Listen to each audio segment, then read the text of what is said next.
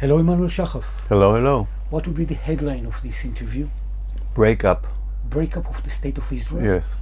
You mean exactly what? The institutions of the State of Israel are breaking up. For example? The government is refusing to recognize decisions by the Supreme Court. Other institutions, police, the prison service doesn't recognize the decisions of the Supreme Court. The army is also showing partially breaking up into militias. Certain sections of the army are taking charge in the West Bank and supporting the settlers there. So it's a clear breakup.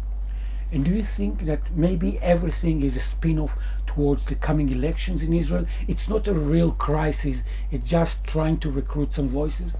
No, it's a real crisis, it's not a spin-up, it's not a spin-off, and it'll deteriorate, and of course if the elections don't change anything, which may happen, it's going to continue.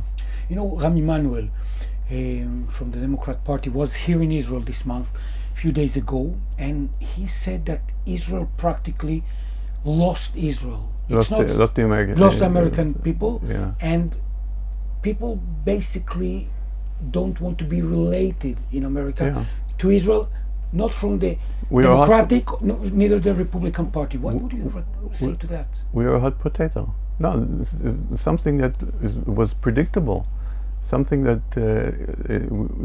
we simply overdid it. We've consistently refused to recognize the fact that in America the Palestinians are gaining support, and we consistently refuse to deal with the Palestinian conflict in a productive way.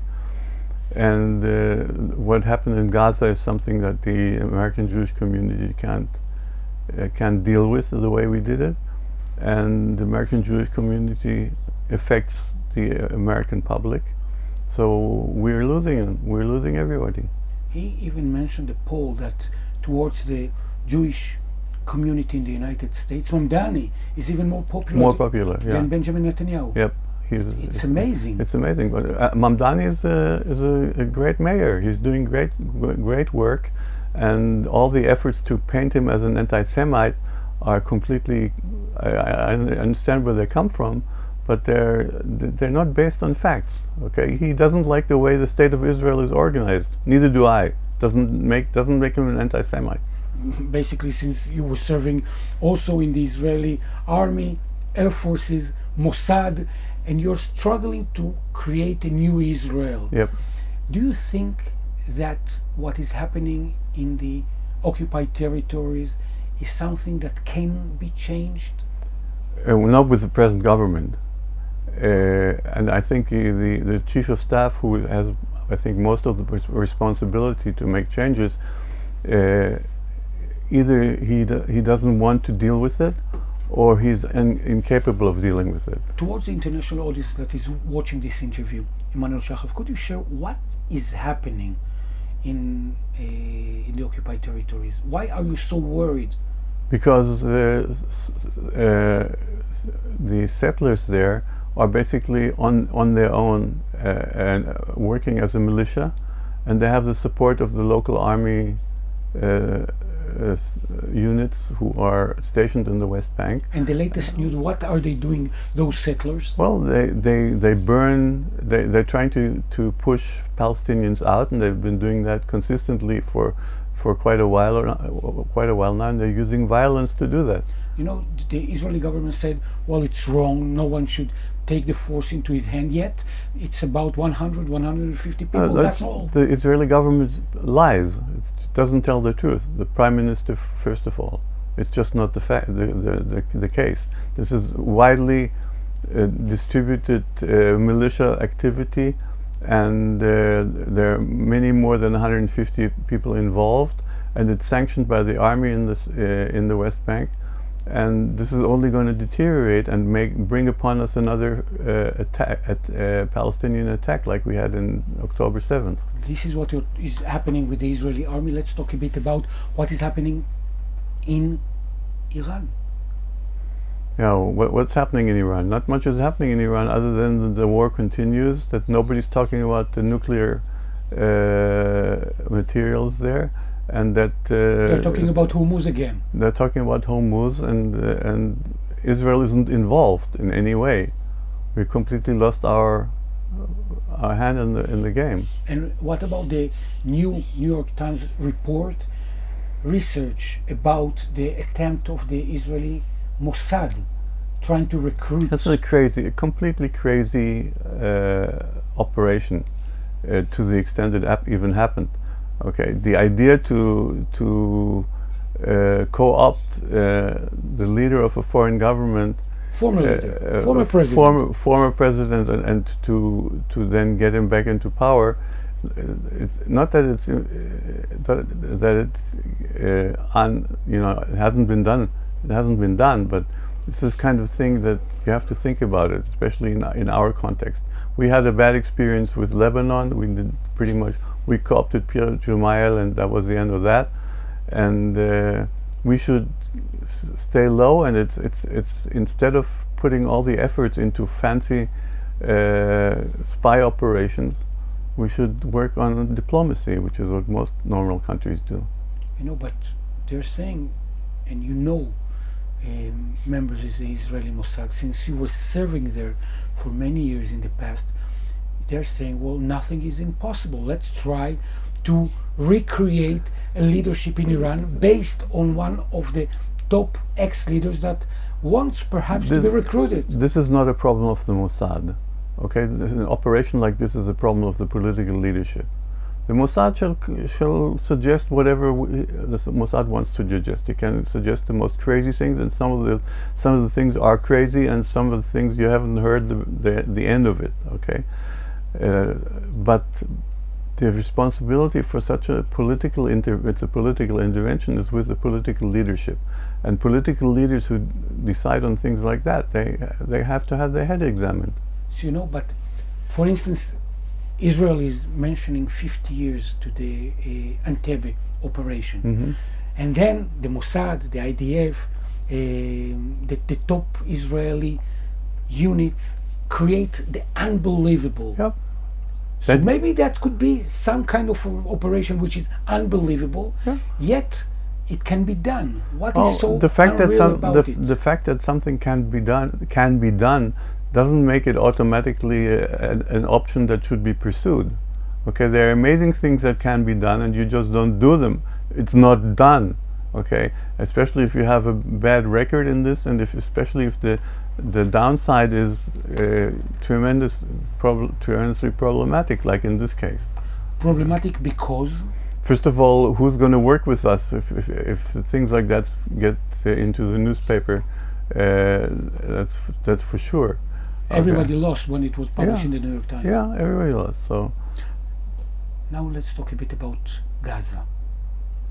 We are almost 3 years after September 11th, October 7th, and seems that the Hamas is Hamas is still in charge and running. So it's still in charge. It's in the process of passing civilian governance over to the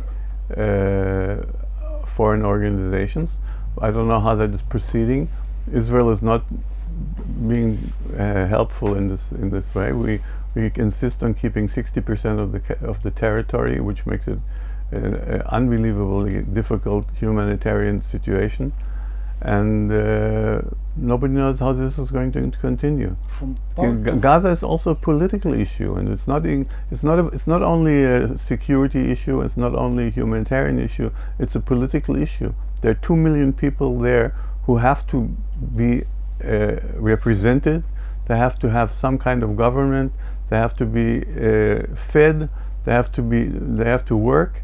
So this is something that has to be dealt with on a wide scale. It can't be dealt with only as a security problem. Israel said, well, Hamas is not willing to give and hand over his power, his weapon. So we are taking the territory. We are occupying territories in Gaza, in Lebanon, in Syria, and therefore this is kind of a revenge that Israel is taking place. Does this have a future? Does this end? Is this going to look? Is there anything positive going to be from that? we have to look ahead. We have to look what's happening. We can't just keep things the way they are. Talking about ahead, 27th of October this year, the Israeli elections supposed to take place. Hopefully.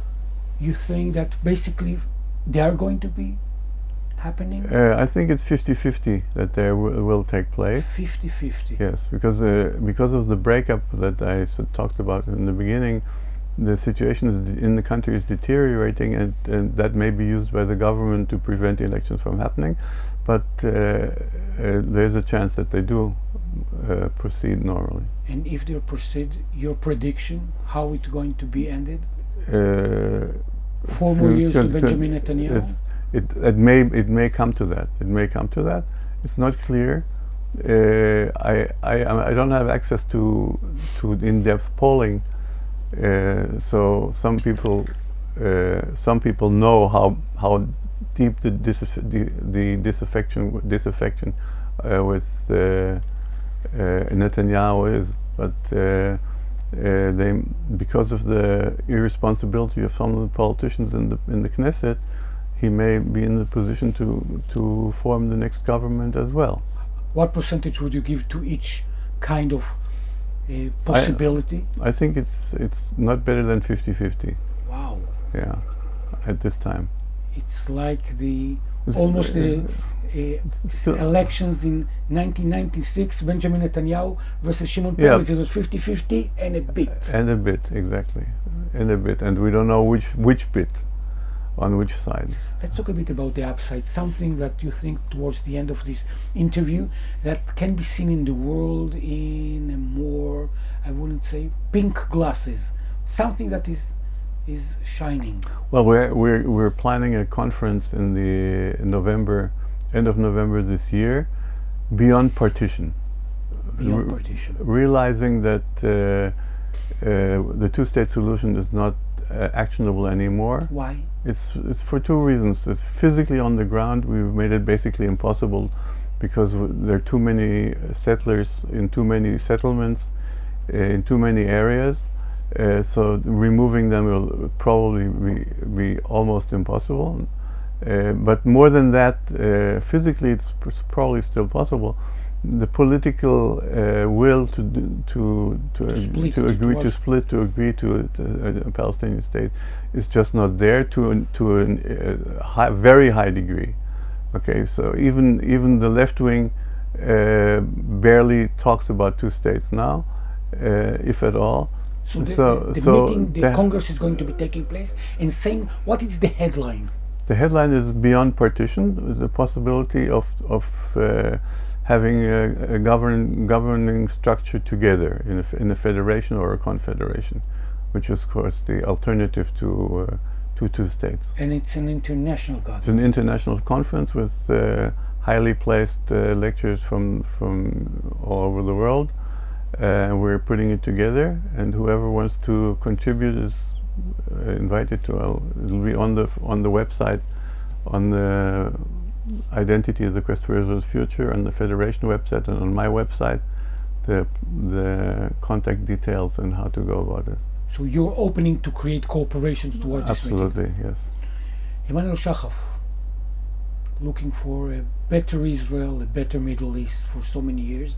Are you more optimistic today than 2, 3, 4 months ago, or less? I'm more optimistic because I'm busy preparing for the conference more than anything else.